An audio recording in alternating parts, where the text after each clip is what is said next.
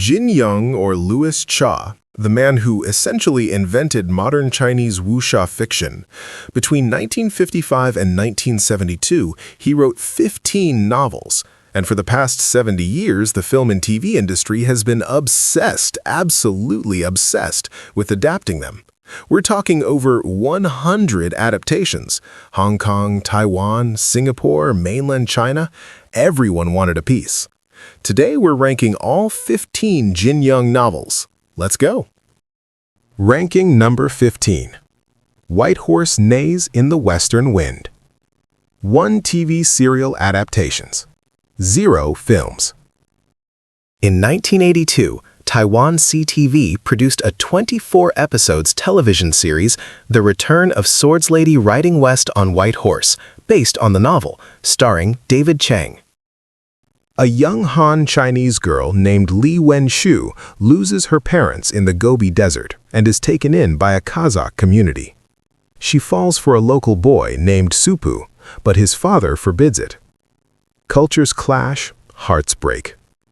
She learns incredible martial arts from a hermit, but the scale can't fix what she really wants: love. It's more of a melancholic romance than a typical action story.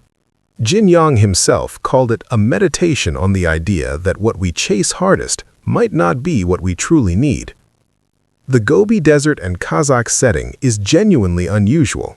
It doesn't fit the standard Zhang-Hu template. There's minimal faction warfare, no grand villain to defeat, and the ending refuses to give anyone a happy ending. It's very unpopular with producers. Ranking 14. Sword of the Yue Maiden. 1 single adaptation in over 50 years. But here's the thing, this is not a bad novel. It might actually be one of Jin Yong's most unique. In 1986, ATV, TVB's rival, produced a 20-episode television series, The Super Sword Lady, based on the novel, starring Moon Li as Ah Qing and Yu Hua as Fan Li. Set in ancient China around 470 BC, that's 2,500 years ago, making this the earliest story in Jin Yong's universe.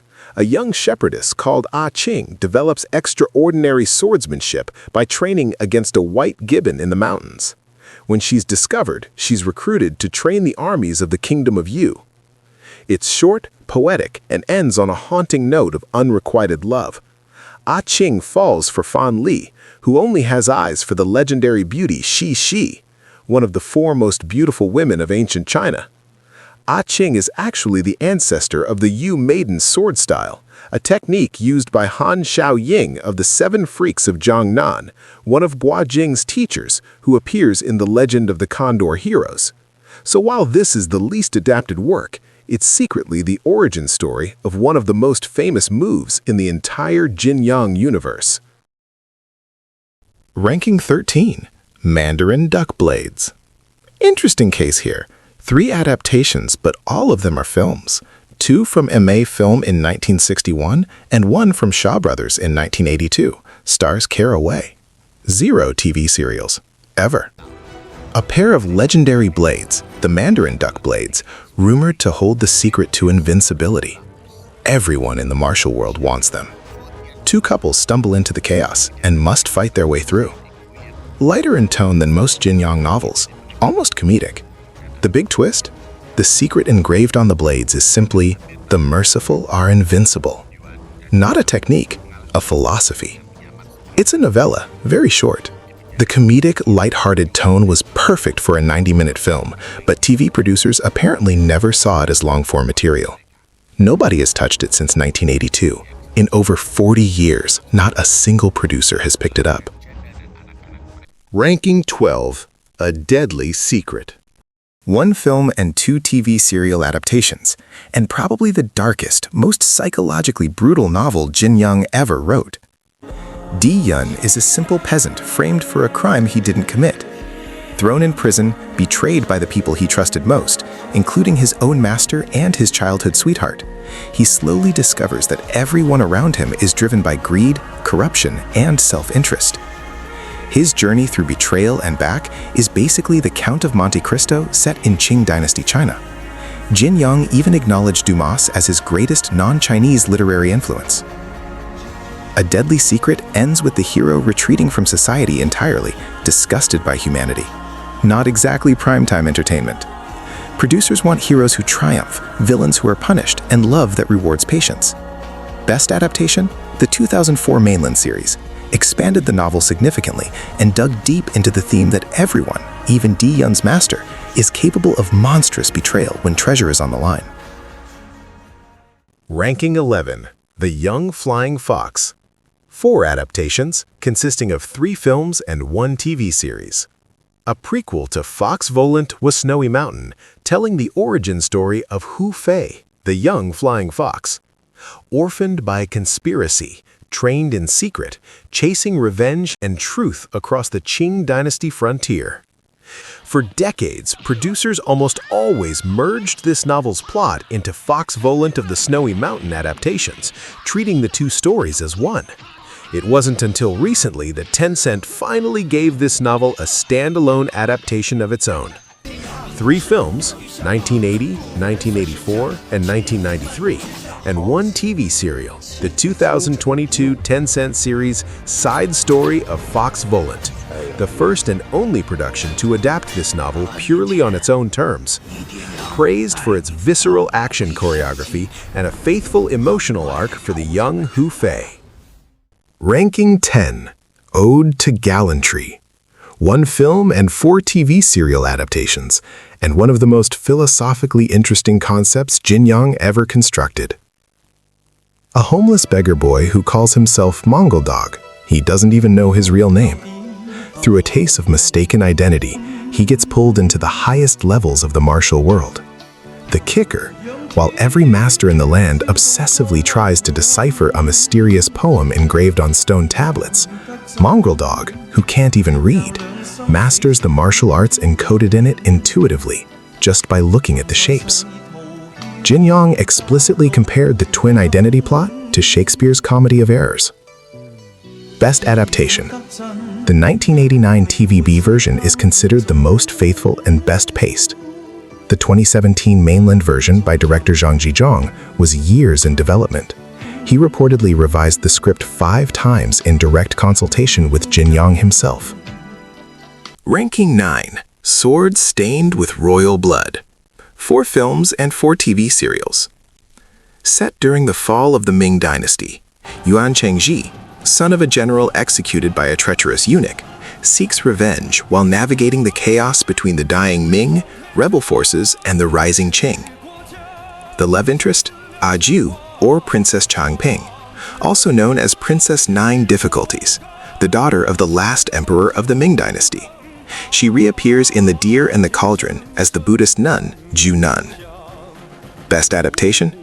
The 2007 mainland version, starring Bobby Do and Eva Huang, is generally considered the most complete and visually impressive, though it does take liberties with the source material. Ranking 8. Fox Volant of the Snowy Mountain. 3 films and 5 TV series, total 8 adaptations. What makes this novel stand out is its unconventional storytelling technique. The entire story is set on a snowy mountain peak and unfolds within a very short span of time. Yet, through a series of long, interwoven flashbacks, Jin Yong unravels a blood feud between families that has spanned over a century.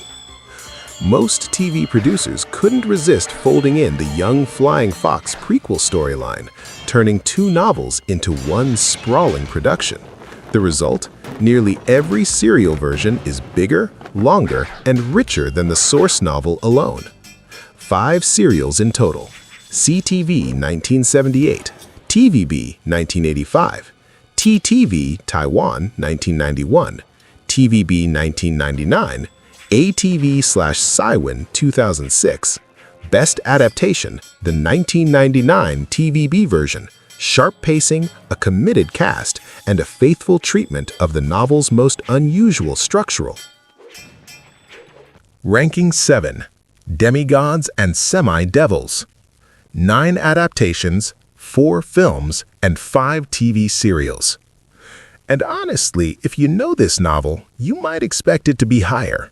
This is arguably Jin Yong's most ambitious work, structurally epic, emotionally devastating, and philosophically loaded with Buddhist themes.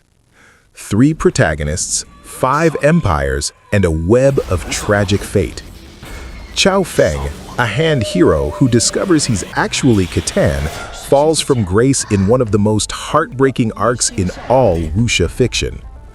Duan Yu, a prince who refuses to fight but can't stop absorbing techniques by accident, and Su Zhu, a monk who breaks every vow without trying. Their paths collide and diverge across Song, Liao, and Dali dynasties. The novel asks, can someone be moral in a world that punishes virtue? Best Adaptation, the 1997 TVB version, starring Felix Huang and Carmen Lee, is beloved for its tonal faithfulness. But the 2003 CCTV version with Hu Zhan and Li Yifei is widely considered the definitive screen portrayal of that character. Most recent, the 2023 film Sakura, directed by and starring Donnie Yen as Chao Feng, became the highest-grossing wuxia film globally at that time.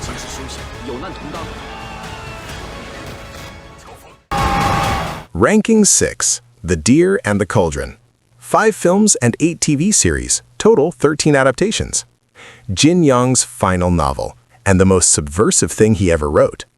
Wei Xiaobao is not a hero. He can barely fight.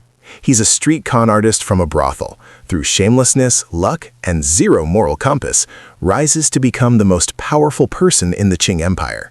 He serves the young Kangxi Emperor by day, moonlights with the anti-Qing resistance by night, and collects 7 wives along the way. Jin Yong spent his whole career writing about heroism and virtue, then wrote a novel whose message is, maybe virtue is a trap, and shamelessness wins. Highlight: the 1992 film starring Stephen Chow, Royal Tramp, is arguably the most famous single adaptation, capturing Wei Xiaobao's comedic energy perfectly in Chow's signature Mo Tao style. Best TV: the 1984 TVB version with Tony Leung as Wei Xiaobao and Andy Lau as the Kangxi Emperor. Jin Yong himself praised it as the most satisfying portrayal of Wei Xiaobao.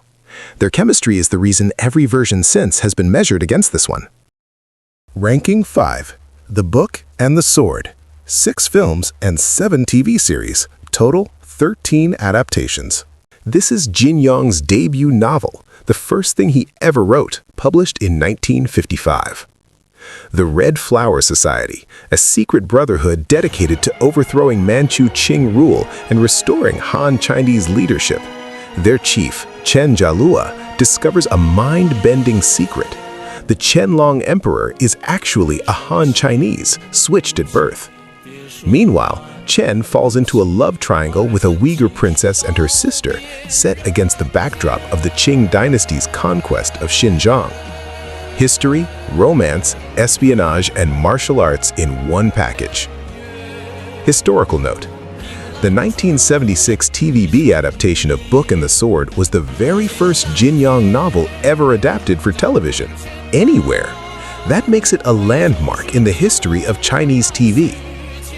Best film: An Hui's 1987 duology, The Romance of Book and Sword and The Princess Fragrance. Best serial: the 1987 CCTV version, one of the most faithful and cinematically serious of all Jin Yong adaptations from that era. Ranking 4. The Smiling Proud Wanderer. 5 films and 8 TV series, total 13 adaptations. Tied on total adaptations with Deer and the Cauldron and also The Book and the Sword. Ling Huchong, a carefree, wine-loving swordsman who wants nothing more than freedom, but every faction in the martial world keeps trying to use him. The novel's central idea: even the most righteous-sounding people are often just chasing power. Best film: Swordsman 2, 1992, produced by Tsui Hark, starring Jet Li and Brigitte Lin. Brigitte Lin's performance as Dongfang Bubai was listed by Time magazine as one of the greatest in cinema history. The sequel, The East is Red, 1993, was built entirely around her character. Jet Li doesn't even appear. Best serial: the 1996 TVB version, the most faithful adaptation of the novel ever made for television. Runner-up, the 2001 Mainland series with Li Yapeng and Su Qing. Su Qing's Ren Ying Ying is the definitive version of that character across all adaptations. And 2013's Wallace Huo version is worth a mention for Zhou Qing's Dongfang Bubai, a female reimagining that became a pop culture moment, even if the script strayed far from the source. Ranking 3. The Return of the Condor Heroes. 7 films and 9 TV series, total 16 adaptations.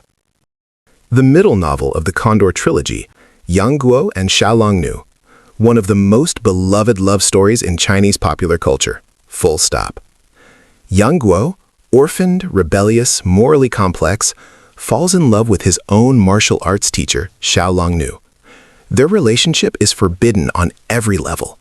They face separation, sacrifice, and a 16-year wait that ends in one of the most breathlessly anticipated reunions in Chinese literature. And when Yang Guo finally returns, he doesn't just get the girl. He arrives at the Battle of Shangyang, where Guo Jing and Huang Rong from the first novel have spent years holding the city against the Mongol army, fighting side by side with Guo Jing to defend the country.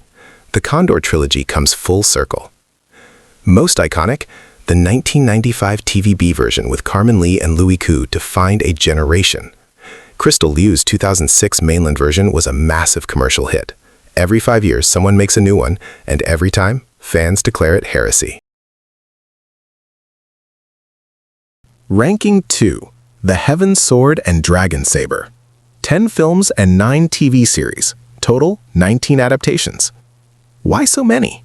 The main protagonist, Zhang Wuji, is universally likable, kind, powerful, surrounded by compelling women, and set during one of China's most dramatic historical turning points. Everything a producer could want: a beloved hero, a rich world, and millions of readers already waiting. Zhang Wuji, perhaps also the most beloved Jin Yong protagonist. Orphaned, nearly killed as a child, cured by accident, rises to lead the most powerful rebel organization in China during the collapse of the Mongol Yuan dynasty. He loves 4 women. He never fully commits. He defeats every enemy through tolerance, not rage. And the ending, one of the most debated in Chinese literature, leaves his fate deliberately ambiguous. Jin Yong himself admitted he deliberately left readers to choose their own ending. Best adaptation. The 1994 TVB version with Tony Leung as Zhang Wuji is the benchmark for many fans. The 2019 IQE version with Joseph Tsang and Yuki Chen modernized the production dramatically and introduced the story to a new streaming-era audience. Ranking 1. The Legend of the Condor Heroes. 10 films and 11 TV series, total 21 adaptations. The most adapted Jin Yong novel, by far. And if you look at where it all started, this is where the entire Wuxia adaptation industry was born. Gu Jing, the definition of the classic Jin Yong hero. Slow, humble, loyal, hardworking. Born during the fall of the Southern Song dynasty, raised on the Mongolian steppes, trained by the 7 freaks of the south, and later by Genghis Khan's generals. He falls in love with Huang Rong, brilliant, cunning, witty, the daughter of the most eccentric hermit in China. Their love story and their fight to defend the Song against the Mongol invasion spans thousands of miles and introduces us to characters so iconic that 50 years later, fans still debate who deserved to win in what fight. The 5 Greats, the 9 Yin Manual. This novel is Wuxia to the culture. The 1983 TVB version, Felix Wang as Gu Jing, Barber Yung as Huang Rong. This adaptation and the OST are still played at Wuxia fan events 40 years later. Barber Young's performance as Huang Rong is so definitive that every actress who played the role since has been measured against her. And in 2025, Sui Hark's theatrical film, Legends of the Condor Heroes, The Gallants, became the highest-grossing wuxia film in Chinese cinema history. 70 years after the novel was first published, it's still breaking records. Legend of the Condor Heroes isn't just the most adapted, it's the template that all other Jin Yong adaptations are measured against.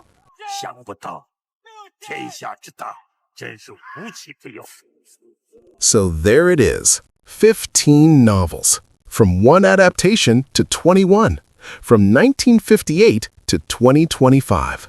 From a lone shepherdess in ancient China to a shepherd's son fighting Mongols across the steppes.